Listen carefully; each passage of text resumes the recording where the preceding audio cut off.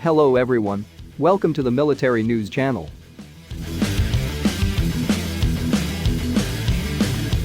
Rather than utilizing the NATO-standard 120mm main gun, the EMBT may opt for a larger main gun. A 130mm design, or potentially an even more massive 140mm main gun. On paper at least, the European main battle tank could be a heavy hitter. The joint Franco-German-European main battle tank venture aims at leveraging aspects of France and Germany's tank programs to build a technologically advanced tank that both countries hope could be introduced into service Europe-wide.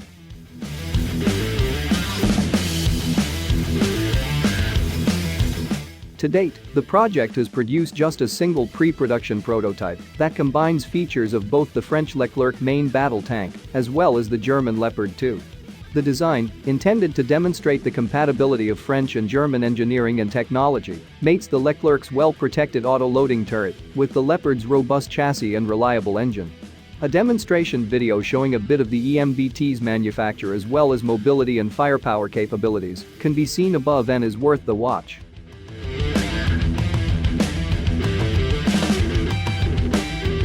European main battle tank, the design and the gun.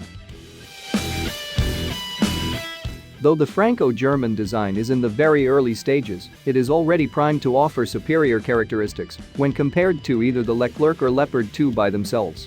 Thanks to the Leclerc's auto-loading turret, the EMBT prototype requires one less crew member, loader, and is significantly lighter, at about 6 tons, or about 5,500 kilograms.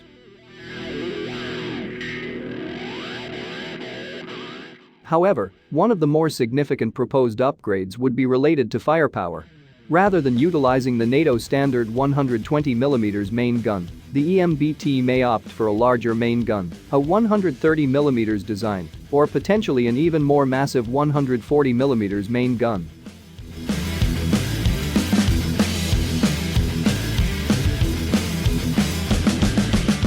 Larger caliber guns naturally translate to superior anti-armor capabilities, and the French have apparently mulled outfitting the Leclerc with a larger upgraded main gun in the past, though that idea was evidently shelved.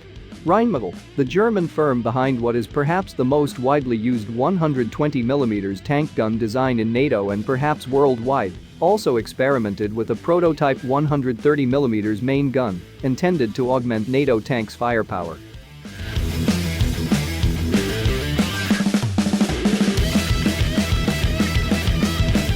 Though indeed massive, the EMBT project wouldn't be the largest main gun ever put on a tank. During World War II, both the Axis and Allies experimented with a number of novel tank and tank destroyer designs that would occasionally meld elements from heavy artillery and armored vehicle onto one platform.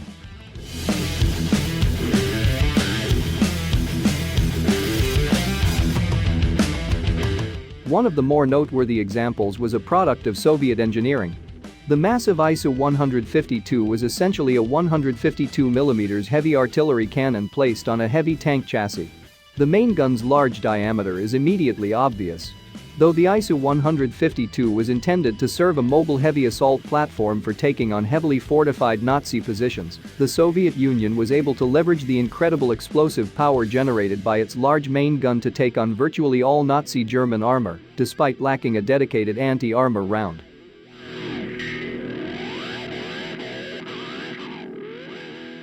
It remains to be seen which option the EMBT will opt for, though either decision would make existing French and German 120mm ammunition stockpiles obsolete, one factor that could complicate the decision to upgrade the tank's main gun. Alternatively, a 120mm main gun with an extended length barrel could allow for higher muzzle velocities and therefore better armor penetration, while reducing logistic complications.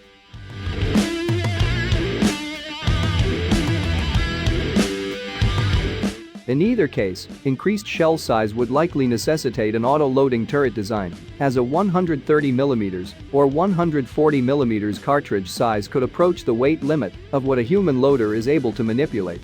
Much more about the EMBT remains to be seen, though a larger main gun is possible and an auto-loading turret likely.